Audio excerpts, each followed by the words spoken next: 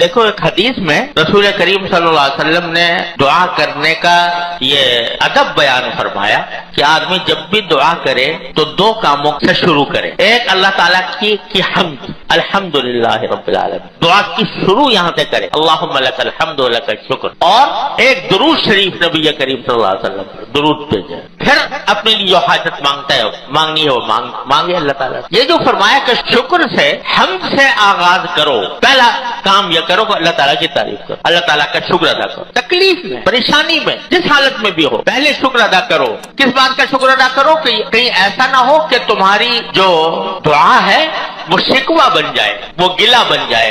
اس سے روکنے کے لیے کہا کہ پہلے تو شکر ادا کرو کہ جو دوسری نعمتیں میسر ہیں پہلے ان کے اوپر شکر ادا کر لو، اللہ تعالیٰ کی نعمتوں کے اوپر کا استحضار کر لو اور مانگ لو اللہ تبارک و تعالی. پھر مانگو، پھر درود شریف بھیجو نبی کریم صلی اللہ علیہ وسلم کہ سارا کچھ اللہ تعالیٰ کے ساتھ جوڑنے والے، اللہ تعالیٰ کے ساتھ رشتہ قائم کرنے والے، اللہ تعالیٰ کے ساتھ بندے کو ملانے والے کون ہیں؟ حضور نبی کریم صلی اللہ علیہ وسلم.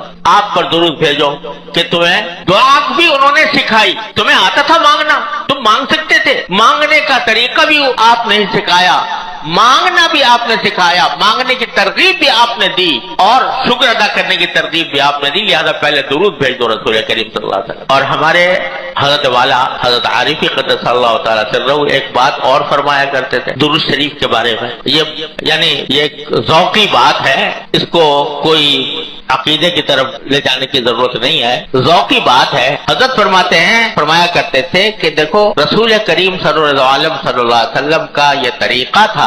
روایات میں آتا ہے کہ جب کوئی حضور اقدس صلی اللہ علیہ وسلم کو کوئی تحفہ دیتا، ہدیہ دیتا، تو عام طور سے اس ہدیے کا بدلہ دیتے تھے. بدلہ سے مراد یہ کہ اس کو مکافات کرتے تھے بدلے کی. کسی نے کوئی ہدیہ پیش کیا، اگر کوئی چیز موجود ہے تو وہ ہدیے کے طور پر اس کو پیش کر دی، اور کچھ نہیں تو اس کے لیے دعا فرما دی. اور رسول کریم صلی اللہ علیہ وسلم کی دعا کسی بندے کے لیے ایسی دعا جو جا کر ٹھیک لگتی تھی عرش کے اوپر، ایسی دعا. سرور دو عالم صلی اللہ علیہ وسلم کی سنت یہ تھی کہ کوئی نہ کوئی بدلہ عطا فرماتے تھے اس شخص کو جو کوئی ہدیہ پیش کرے یا کوئی خدمت کرے رسول کریم صلی اللہ علیہ وسلم کی. تو ہمارے حضرت فرماتے تھے حضرت عارفی قدس اللہ تعالیٰ سرہ کہ یہ درود شریف جو ہے یہ بندے کا اور امتی کا ایک ہدیہ ہے جو رسول کریم صلی اللہ علیہ وسلم کی خدمت میں پیش کیا جاتا ہے. اور حدیث میں یہ ہے کہ فرشتے یہ درود شریف لے کر جاتے ہیں سرکار دو عالم صلی اللہ علیہ وسلم کی خدمت میں،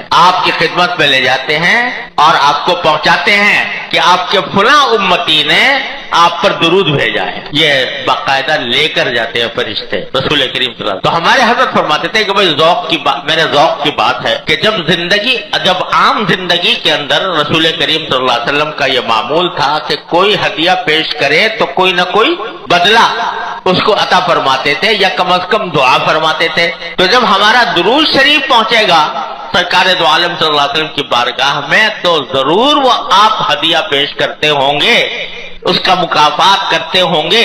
اور مکافات کیا ہے کہ دعا فرماتے ہوں گے کہ اس بندے کی حاجت ہے اللہ آپ پوری فرما دیجئے، دعا فرماتے ہوں. لہذا سکھایا یہ کہ اپنی بات بعد میں کہو، اپنی تکلیف اپنی حاجت بعد میں کہو، پہلے اللہ تعالیٰ کا شکر ادا کر لو، الحمدللہ کہہ لو، اللہ تعالیٰ کا شکر ادا کر لو، اور اس کے بعد نبی کریم صلی اللہ علیہ وسلم کی خدمت میں درود شریف کا ہدیہ بھیج دو، پھر مانگو. تو شکر سے آغاز کر کے شکر سے شروع کر کے یہ فرما دیا کہ شکر کہیں ایسا نہ ہو کہ میری دعا گلہ بن جائے، شکوہ بن جائے. لہذا پہلے شکر، اے اللہ آپ کا کرم ہے، اتنی نعمتیں مجھے ملی ہوئی ہیں کوئی حد و حساب نہیں ہے، تو اس واسطے پہلے میں شکر ادا کرتا ہوں ان کا، پھر آپ کے نبی پاک صلی اللہ علیہ وسلم پر درود بھیجتا ہوں، پھر اپنی حاجت آپ کے سامنے پیش کرتا ہوں. حاصل کیا ہوا اس کا؟ حاصل یہ کہ اللہ آپ نے بہت کچھ مجھے دے رکھا ہے، اللہ مجھے نعمتوں میں آپ نے پالا ہوا ہے اور میرے اوپر نعمتوں کی بارش ہو رہی ہے، لیکن ایک حاجت ہے میری، اے اللہ اس کو پورا فرما دی. یہ ہے بندے کی بندگی کا تقاضا. تو کہیں بھی دعا کو شکوے اور گلے کا انداز